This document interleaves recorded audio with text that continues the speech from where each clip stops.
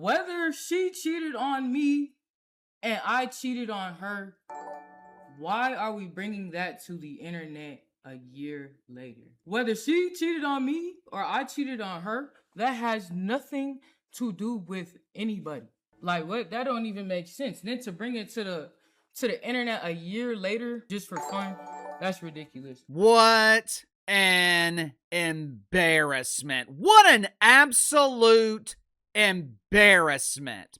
The WNBA wonders why no one takes this league seriously. They wonder why Uncle KC refers to this league as the dump, the toxic turd.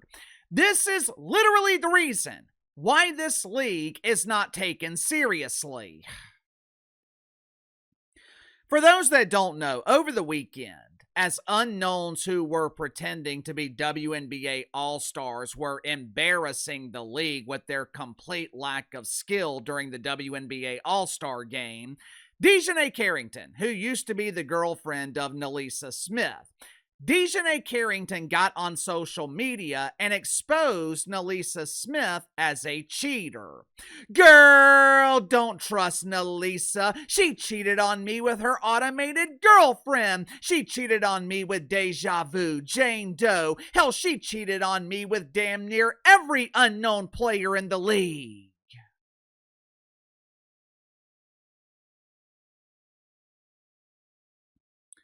As you saw in the opening clip of this video, Nalyssa Smith responded to these cheating allegations. I guess she thought she was defending herself, but like her ex-girlfriend DJ, Nalyssa Smith proceeded to publicly humiliate herself. Now, that being said, I understand somewhat where Nalyssa Smith is coming from. I understand why she is pissed off about her personal private business being made public. Later in the video, Nalyssa Smith claimed that alcohol was probably involved with Dijonai Carrington exposing their private business. Now, I would not be surprised if that was the case. Alcohol often makes people make an ass of themselves. Hell, WNBA players, they don't need alcohol to embarrass themselves. Just give them a basketball. But contrary to the belief of Dijonai Carrington, Nalyssa Smith is not the one who can't be trusted. Dijonai Carrington cannot be trusted. Think about it. If you're a pretend basketball player, if you're an unskilled athlete who is vastly overpaid in the WNBA, are you going to trust DJ Carrington in your locker room? The locker room is supposed to be a safe haven for players, or as it's called in the WNBA, the locker room is our safe space. How can the locker room be safe when Dijonai Carrington is exposing personal private business on social media? I would not be surprised if other unknown players in the WNBA were unwilling to play with her.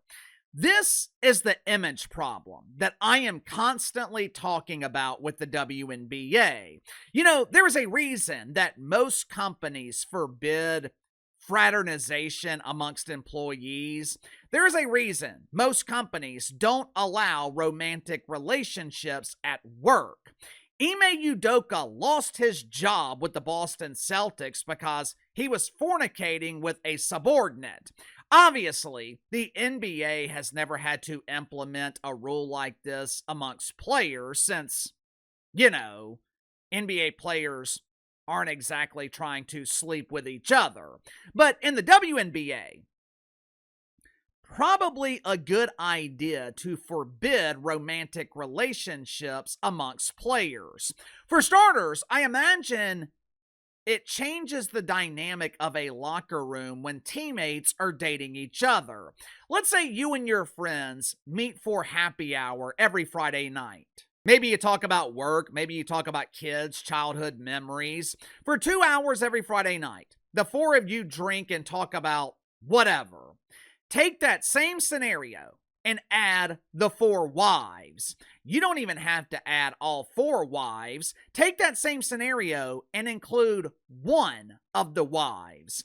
The entire dynamic changes. Topics and conversations that you have when it's just the 4 of your boys, those topics and conversations, they might not be mentioned when just one of the wives is present.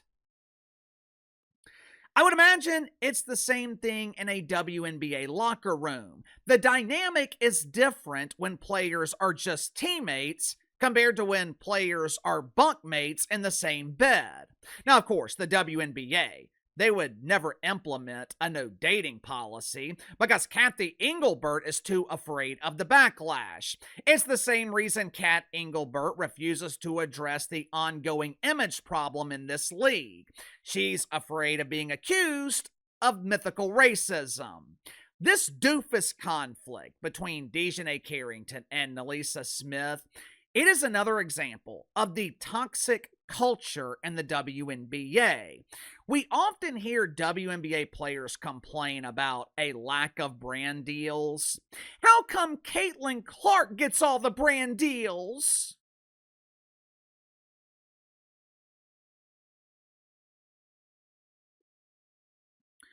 Why would a company want DJ Carrington to be the face of their brand? Why would a company want Nalyssa Smith endorsing their products to the mainstream?